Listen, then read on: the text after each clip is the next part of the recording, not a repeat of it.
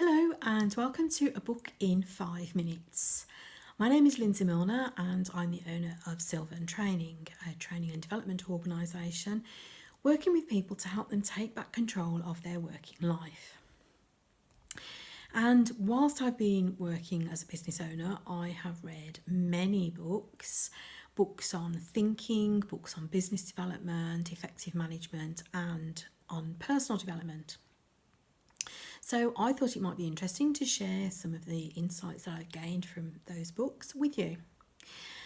And this week's book is called 9 Lies About Work.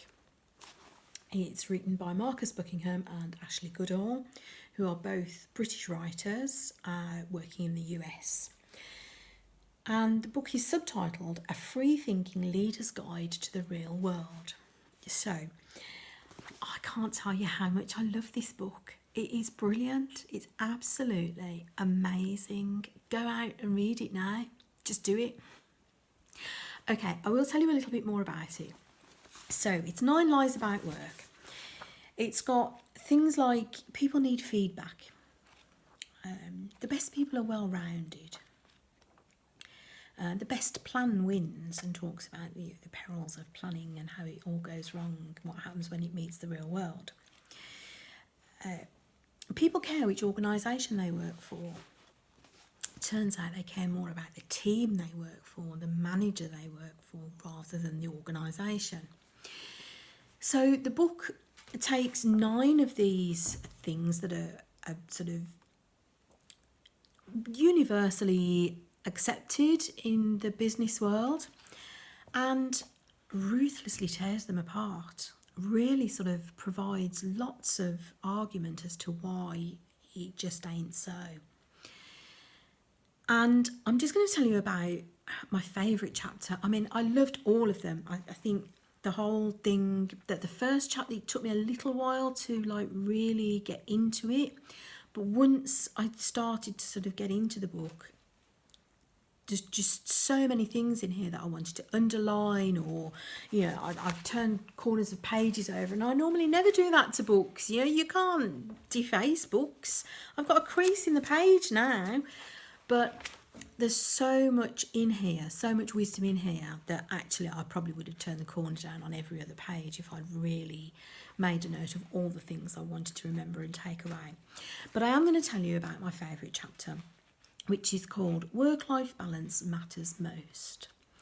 And as with the other chapters, what they do is they really quite ruthlessly show why work-life balance is a lie that organisations tell us, society tells us, that, work is hard, work is no fun, and, if you want balance in your life, you've got to have the work-life balance. Work is hard, but life is fun. And they really tear that apart. And what they do in all of these chapters is there's an emotional aspect to it that, for me, as I was reading it, I was like, yes, everything. But there's also a scientific backing to, the findings that they've made. It's really, really well argued. But just to focus on the kind of emotional aspect of it, is what they're saying, and again it's something I have been saying for a long time, is that we should love our work. It's not too much to ask that we would love our jobs. Apparently this is not universally accepted truth, but they demonstrate why it's important. And what they say is work-life balance is a myth, so why not be enjoying yourself at work, and talks about all of the benefits that brings, better productivity, happier workforce, people stay, much better outcomes, better results, all of the things that to me are perfectly logical. But he tells a story, and let me think if I can make a note of this guy's name, of a ballet protege who left Ukraine and went to work at the Royal Ballet in London. Is that in London? There's one of the, might be Sadler's Wells that moved to Birmingham. One of the big ballets moved to Birmingham. But anyway, this guy came and joined the Royal Ballet, and they sucked all the life out of him. All the passion that he had for his work just went, and he quit. And everybody was like, but you're the best ballet dancer we've ever had, you know, better than Nureyev and all of these other well-known ballet names. But no, he quit. And then they refer us to a YouTube video.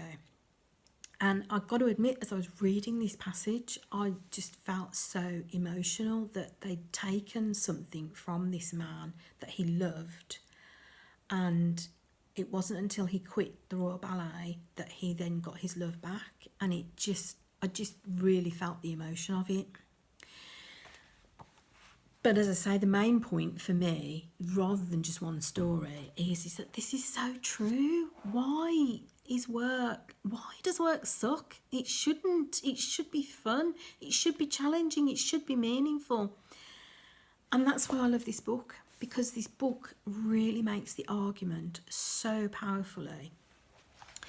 So who's the book for? Well, it's a free thinking leader's guide. So if you manage a team, if you work within teams, then just go out, just buy it and read it, because even by reading it, you will become a better leader. If you're not a manager of a team, I still think there's so much in here that is worth reading, because you might not be able to impact everything, but the chapter on work-life balance, where they talk about threads, so look for the threads of the work that you love, and that's such a useful exercise. They say spend a week making a note of what you love about your work and what you loathe, and have a look at those two extremities. If the stuff that you loathe outweighs the stuff that you love, then you've got to really work hard to weave more of the threads of the things that you love into your work. So there's something in here for everybody, I think. Anybody who is in a workplace thinks that work shouldn't suck, work should be fun, it should be challenging, it should be meaningful and fulfilling, go and buy this book, read this book. It's the best one I've read in ages. I've reviewed other books that are quite revolutionary about work. Most recently, I think, Brave New Work.